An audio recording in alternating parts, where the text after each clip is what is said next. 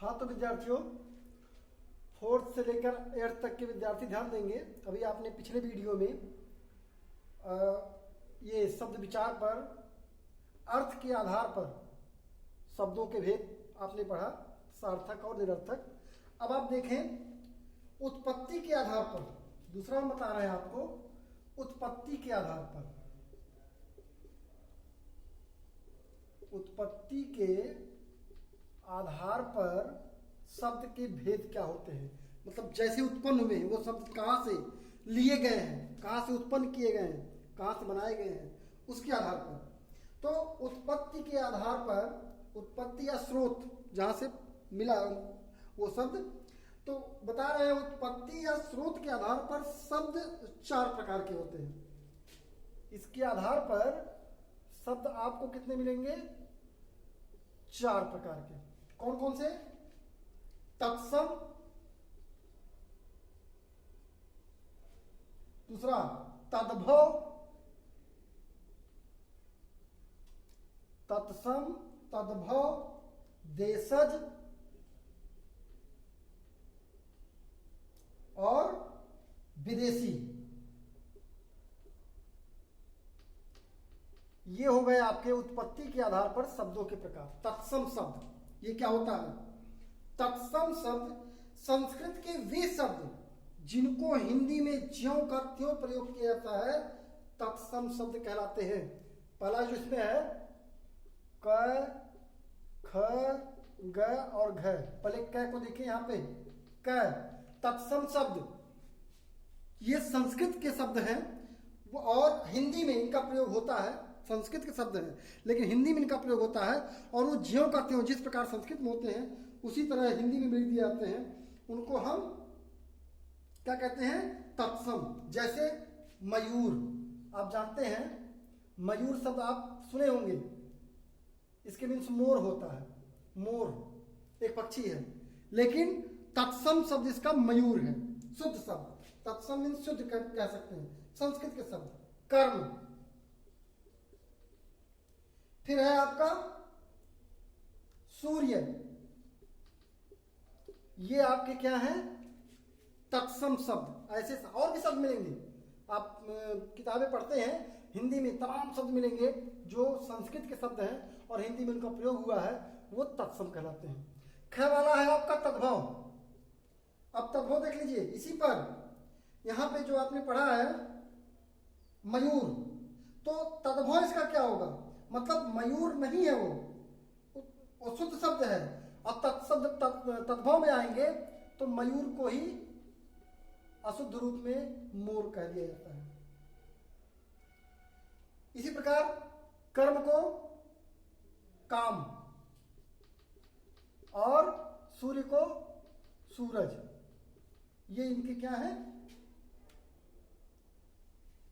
क्या है आपके?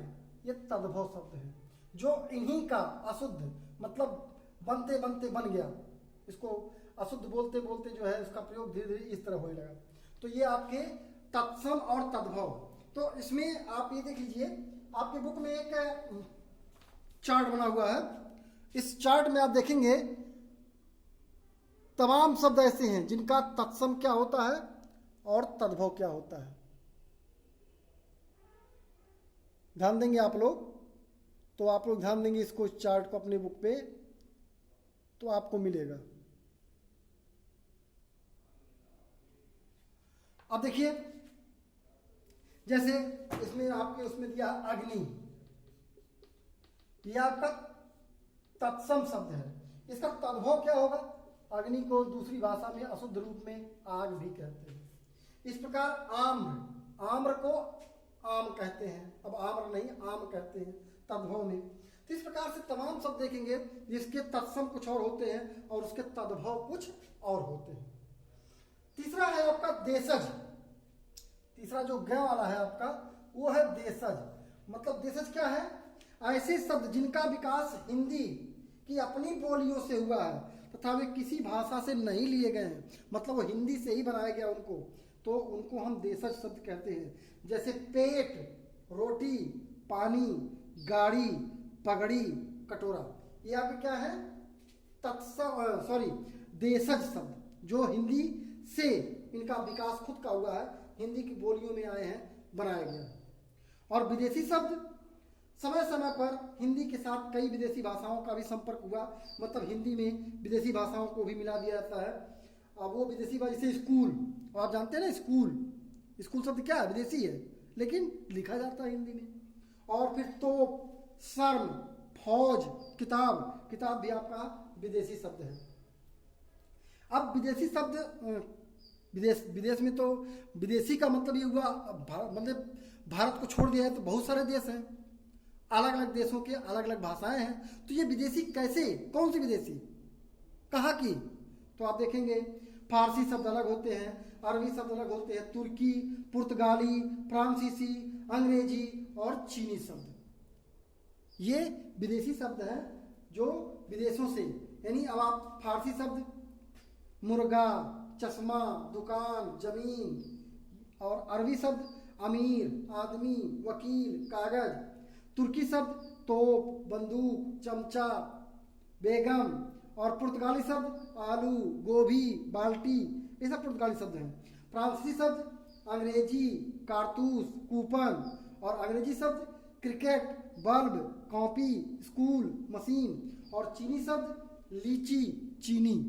ये सब आपके अलग अलग देशों से हिंदी में प्रयोग किए जाने वाले शब्द हैं, जिनको विदेशी शब्द बोलते हैं।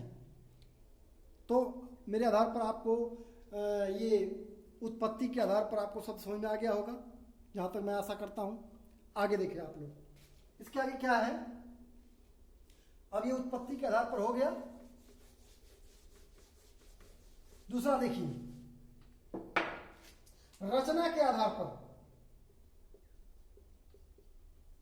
रचना के आधार पर ये शब्द क्या होते हैं, रचना के आधार पर। तो आप पाएंगे रचना के आधार पर शब्द 3 प्रकार के होते हैं। रचना के आधार पर शब्द 3 प्रकार के होते हैं। कौन कौन से? एक होता है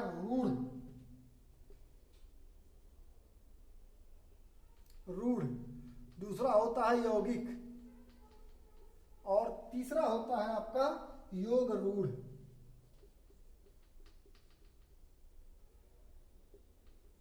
अब ये क्या होते हैं? रूढ़, पहला है जिसमें रूढ़ शब्द, क, ख और ग, क लेते हैं इसमें से, क है आपका रूढ़ शब्द। ये क्या होता है? जो शब्द प्रयोग होते होते किसी वस्तु विशेष के लिए निश्चित हो गए, उनको रूढ़ शब्द कहते हैं। प्रयोग होते होते एक निश्चित वस्तु के लिए हो गए, यानी इन शब्दों के टुकड़े किए जाएं तो इनका कोई अर्थ नहीं निकलेगा। मतलब जिन शब्दों के टुकड़े ना किए जा सकते हो वो रूढ़ शब्द कहलाएगा। जैसे दूध, घर, पानी। अब दूध को अगर तोड़ना चाहें तो आप तोड़ नहीं सकते हैं दूध शब्द को। पानी शब्द को तोड़ना चाहें तो तोड़ नहीं सकते, उसका कोई अर्थ नहीं निकलेगा। ये सब आपके रूढ़ शब्द हैं। दूसरा है आपका यौगिक। खैर, यौगिक शब्द क्या है? ये 2 शब्दों से मिलकर बना होता है, 2 या 2 से अधिक शब्दों के मेल से बनता है। जैसे देख लीजिए, रसोई घर, रसोई घर, ये 2 शब्दों से बनकर बना है। रसोई खुद एक शब्द है और घर भी आपका एक शब्द है। घर तो अगर अकेले लिए जाए तो रूढ़ शब्द है, लेकिन रसोई घर 2 शब्द मिलकर के एक शब्द बनाते हैं, इसको कहते हैं हम यौगिक शब्द। इसी प्रकार देशभक्त, ये भी जान लें आप, देश भी एक अलग शब्द है और भक्त एक अलग शब्द है, लेकिन दोनों शब्दों को मिलाकर के बनाया गया देशभक्त। तो आपका क्या कहलाएगा? ये यौगिक। आगे बात में तीसरा देख लें आप लोग। तीसरा है आपका योग रूढ़ शब्द, ग। योग रूढ़ शब्द क्या होता है? जब 2 या 2 से अधिक शब्दों के मेल से कोई शब्द बना हो और किसी विशेष अर्थ में प्रयोग किया जाता हो, तब उसको हम योग रूढ़ शब्द कहते हैं। जैसे यहां देखिए, लंबोदर, यह एक शब्द बनाया गया लंबोदर। लेकिन यह प्रयोग किसी और के लिए किया जाता है। आपको पता है लंबोदर शब्द किसके लिए प्रयोग किया जाता है? ये भगवान गणेश के लिए प्रयोग किया जाता है, इसलिए यह जो है आपका योग रूढ़ शब्द है। योग रूढ़ शब्द, शब्द तो कुछ और होते हैं लेकिन प्रयोग किसी और के लिए किया जाता है। जैसे पंकज, पंकज ये आपका कमल के लिए प्रयोग किया जाता है। कमल शब्द का समझ लीजिए पर्यायवाची है। तो मेरे समझ में आपको बात समझ में आ गई होगी, मेरे समझ से आप लोग समझ लिए होंगे कि ये जो है यौगिक शब्द, योग रूढ़ और रूढ़ शब्द क्या होते हैं। अब आपका एक बचा है वो आपको अगले वीडियो मिलेगा, और वो है किसके आधार पर? प्रयोग के आधार पर। प्रयोग के आधार पर आपको अगले वीडियो मिलेगा। इस वीडियो में इतना ही, तब तक आप लोग समझते रहिए, घर पे पढ़ते रहिए बैठ करके। धन्यवाद।